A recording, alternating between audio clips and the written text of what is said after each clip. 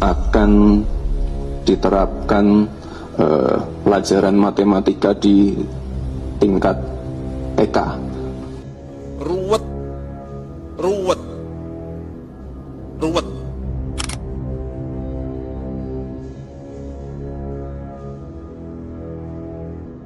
Pak Jokowi, ini loh, anak bapak itu punya kemampuan apa gitu loh, bisa jadi wakil presiden. Punya kapasitas apa, rekam jejaknya apa, pendidikannya apa.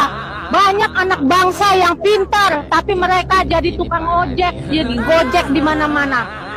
Setahu saya dari kecil itu kan untuk menjadi pejabat kita harus melalui pendidikan ini dan harus cakap untuk berbahasa paling enggak dua bahasa asing.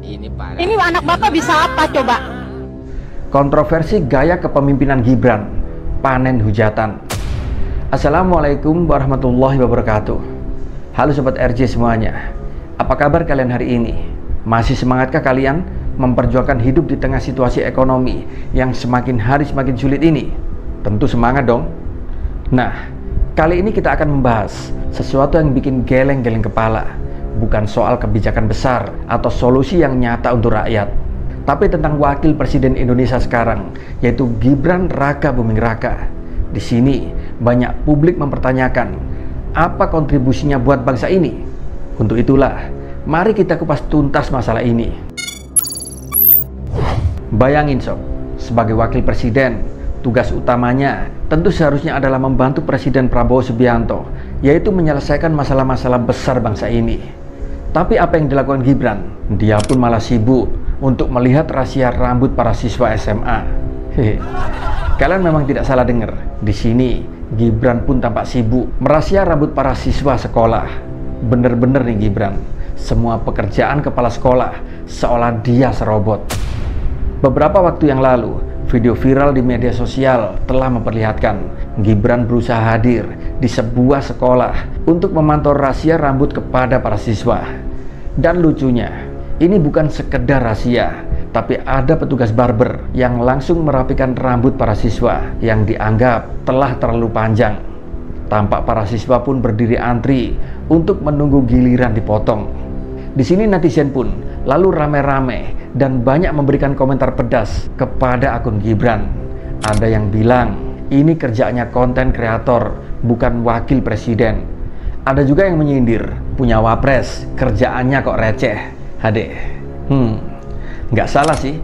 Emang selama ini langkah Gibran ini seolah banyak sekali kontroversi dan hampir semuanya receh. Sekarang coba bayangkan, jika saja Gibran tidak selalu bergelut dengan pekerjaan-pekerjaan receh, bukan tidak mungkin selamanya Gibran akan dicap sebagai wapres tidak berkualitas. Padahal di sini banyak pekerjaan-pekerjaan yang lebih urgent dan sangat dibutuhkan masyarakat sekarang ini, seperti membuat gebrakan tentang pemenuhan lapangan pekerjaan, membuat terobosan-terobosan tentang gimana caranya agar harga-harga kebutuhan pokok masyarakat yang melambung saat ini turun, dan tentu banyak lagi pekerjaan-pekerjaan penting selain sekedar memantau rahasia rambut. Apalagi saat ini banyak sekali tagar kabur aja dulu dari para Gen Z yang menjadi trending topik saat ini. Ekspresi kekecewaan, kekesalan anak muda di sosial media, kabur aja dulu. Ini real ya, bukan real, bukan sesuatu yang benar disetting, ada orchestrated. Ini curahan hati banyak anak muda yang khawatir dengan masa depannya harus ngapain. Bertemu dengan tadi mungkin kebijakan-kebijakan yang agak lucu gitu ya Mbak ya. Maksudnya apa sih kebijakan untuk anak muda untuk mendukung mereka bisa cari kerja gitu misalkan. Bagaimana sih motivasi anak muda yang ada di sini untuk agar tidak menjadi tamu sendiri di lingkungan kami sendiri? Sekian, itu saja dari saya. Terima kasih.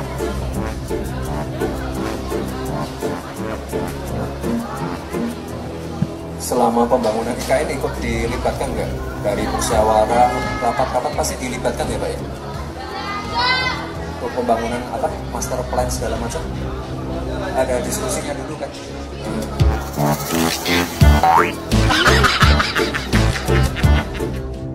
Di sini lalu membuktikan generasi kita saat ini benar-benar sedang frustasi. karena menganggap Indonesia tidak baik-baik saja. Lapangan pekerjaan sulit, ekonomi dan daya beli masyarakat pun semakin menurun. Bukankah membuat gebrakan-gebrakan tentang pemulihan ekonomi ini penting dan jauh lebih bermanfaat daripada sekedar rahasia rambut? Saya yakin para guru dan para kepala sekolah pun pasti bisa melakukannya. Tapi tunggu dulu sob, cerita soal Gibran ini belumlah selesai. Selain rahasia rambut, ternyata ada momen lain yang bikin publik geleng-geleng kepala. Seperti halnya Bocil saat memimpin rapat dengan para menteri serta pejabat tinggi, gaya Gibran benar-benar dipertanyakan. Di sini seolah Gibran kurang percaya diri, sering menunduk layar tablet daripada menatap para menteri yang duduk di depannya. Apalagi ketika memberikan statement, di sini dirinya terlihat tampak seolah sedang membaca teks secara monoton dan tanpa interaksi yang berarti. Memiliki rencana kerja yang implementatif dan jelas. Perlu perbaikan kurikulum pendidikan olahraga sehingga bisa membentuk pola hidup sehat. Perlu penambahan fakultas olahraga. Bahkan banyak netizen yang akhirnya membandingkan gaya Gibran ini dengan gaya anak SD yang sedang berlatih membaca. Gibran memimpin rapat seperti latihan baca, tulis salah satu netizen. Ada juga di sini yang berkomentar, kalau cuma baca teks doang, anak SD pun juga bisa. Kok bisa begini ya? Sebagai wakil presiden, di sini seharusnya Gibran bisa memberikan arahan yang visioner, bukan sekedar membaca teks yang mungkin saja dibuat oleh para staf khususnya. Ini bukan soal kemampuan membaca, tapi tentu saja soal kepemimpinan. Di pikiran saya, lalu berkecamuk sebuah pertanyaan besar. Apakah Gibran ini benar-benar bisa memahami apa yang sedang dibacanya? Atau hanya sekedar menjalankan skrip tanpa pemahaman mendalam? Nah, kalau 2 poin sebelumnya sudah cukup membuat kita semua geleng-geleng kepala, ada satu lagi yang bikin publik jadi heboh. Gaya pidato Gibran ternyata mirip dengan ayahnya, yaitu Jokowi. Dari intonasinya, suara, pemilihan kata, hingga ekspresi wajah, semuanya plek ketiplek. Hal ini kemudian disandingkan dengan pidato Jokowi pada forum-forum internasional. Netizen pun langsung menyoroti kesamaan antara keduanya. Di sini ada yang berkomentar, satu gen sama saja, bapak, anak sama-sama kesulitan ngomong. Kita ini tidak ingin berburu di dalam kebun binatang. Kita ingin memperluas kebun binatangnya. Kita tanami, binatangnya kita gemukkan. Ini coba kita absen dulu. Di sini Bapak Ibu, siapa yang sionya sio ayam?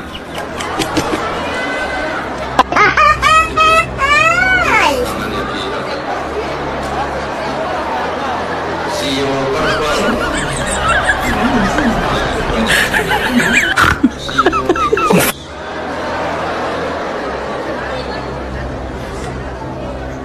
Ini tadi kalau saya dengar, ketiga sio itu adalah sio yang paling beruntung tahun ini. We walk the talk, not only talk the talk. We walk the talk, not only talk the talk. Namun sob, apakah kemiripan ini bisa menjadi nilai tambah? Sayangnya tidak. Justru di sini publik semakin mempertanyakan kapasitas Gibran sebagai pemimpin. Jika gaya bicaranya saja mirip Jokowi, lalu bagaimana dengan visi misinya? Apakah dia memiliki ide-ide segar untuk membangun Indonesia ke depan? Sedangkan ketika ditanya oleh emak-emak saja atas mahalnya harga-harga kebutuhan pokok saat ini, Gibran seolah hanya cengar-cengir tanpa jawaban yang berarti. Biasa sekali. Mas, apa rencananya Mas untuk menstabilkan harga ini? Temen ya? Enggak, apa, akhir tahun kan memang harganya lagi naik semua ini Bu ya. Insya Allah awal tahun udah stabil ya. Nah, ini dari sisi konsumen ini. Sobat RJ semuanya, di sini kita semua tentu berharap pemimpin kita bisa memberikan kontribusi nyata untuk kemajuan bangsa ini ke depan. Namun melihat kinerja wakil presiden ini, di sini rasanya sulit untuk tidak kecewa.